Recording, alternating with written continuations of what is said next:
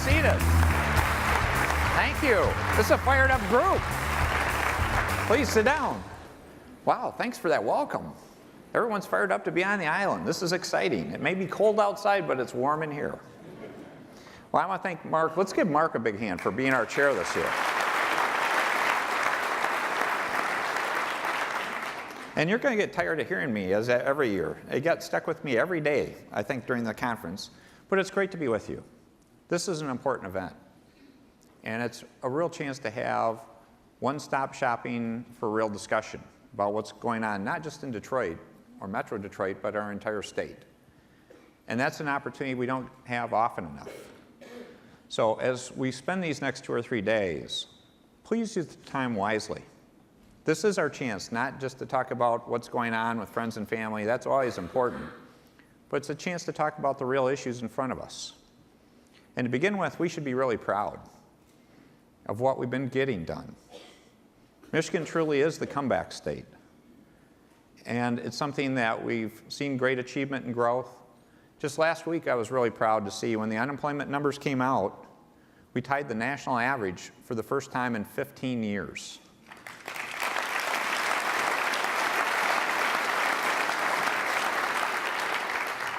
Literally, we've more than cut our unemployment rate in half since the time I was governor. It was 11.2% when I became governor. And we're at 5.4% today. Think about that. And then look at the list of states we've passed. So this is about things we've done in Michigan that really can make a difference. It's nearly 400,000 private sector jobs. To give you an idea, that ranks us number 5 in the country for job creation. And that's something we can build on. And that's what this conference is about. I love the themes that have been selected. Each year, I think Sandy and the Chamber, you guys do a great job of picking themes to highlight. And I think the 3 themes of this year are critically important. And that's what I was going to talk about today. Tomorrow, I'm going to cover a whole bunch of stuff. But for today, I was going to stick to really the key pillars: talent, urban revitalization, and cohesion. The first 2 go hand in hand. And it's very much in line with what I looked at when I first ran for governor, and I appreciated Mark's comments. Yeah, I call my early supporters the margin of error club because I was so low on the polls. I was in the margin of error. If you stop and look at it, first of all, when you talk about talent, the number 1 priority we should have in the state of Michigan is to develop the talented people of the state, to make sure they have the opportunity to have the skills they need to be successful. That is our great economic opportunity. We can literally put to work tens of thousands of great hardworking people in well-paying jobs. That's an economic engine that can't be beat in terms of great outcomes. When you hear people nationally talk about the issue of income disparity, income inequality, that is a serious issue. The best way to solve that problem is by developing talent, by building the skilled trades, by building more STEM talent. You do it by not taking something away from someone else. You do it by empowering, engaging people, giving them the tools they need to be successful. That's our great opportunity. The way I view it, and the reason I've made it my number 1 priority for as long as I'm governor, is this is our strategic economic advantage. By doing it better than anyone else in the country, we can have a first mover advantage that will allow us to be more successful, to bring jobs to our state, to have more jobs created in our state in relationship to the rest of the country and hopefully the rest of the world. To help keep Michigan here, it's time to decommission Line 5. So now I guess we're going to have another political statement why this is going on. So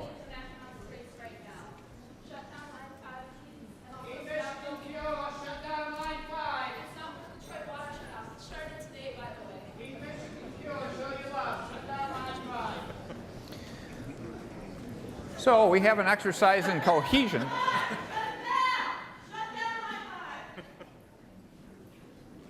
Well, compared to other issues I've had in earlier years of my administration, this one was relatively tame.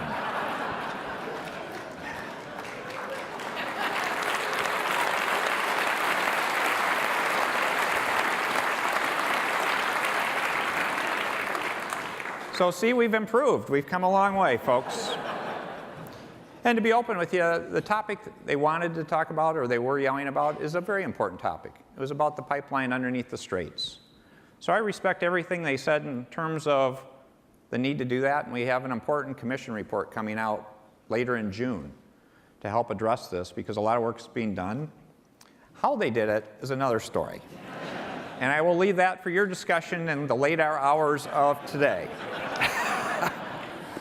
So if you get back and look at it, though, talent is our critical opportunity. That's our number one opportunity.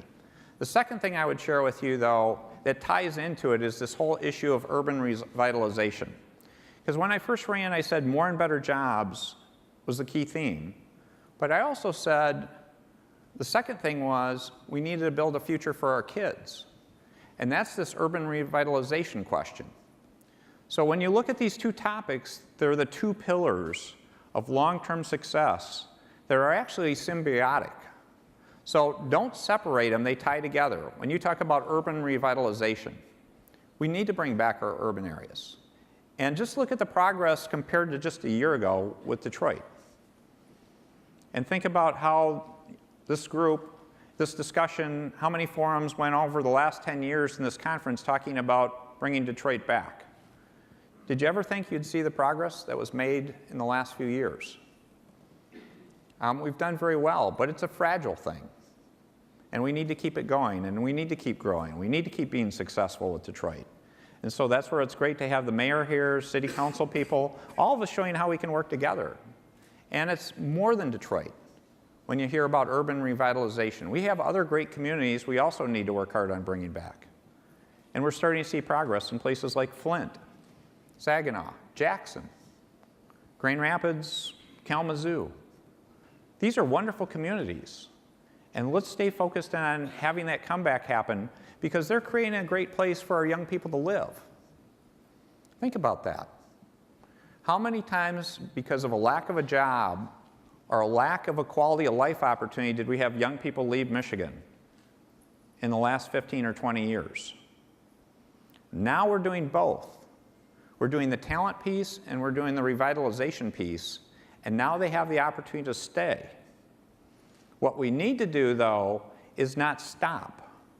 We need to scale these opportunities. We need to make them larger and bigger in all these places and have that go on successfully and to make it happen. So when you talk about these topics, remember, let's work both pillars equally. Now, the third pillar I put in a separate bucket, the whole issue of cohesion, because that's how you do things. The first two are more what we're trying to do. The third one is how we're trying to do things. And if you stop and look at how we're trying to do things, it's about doing them together. And again, contrast the old Michigan with the Michigan of today. Think about it. How often did you get in discussions or arguments or fights with people about one side of Michigan versus the other, one part of Detroit about another, one community against another, one political group versus another? And what I hope we've learned is none of that has any value. Fighting and blame don't solve a problem. They fundamentally don't, folks.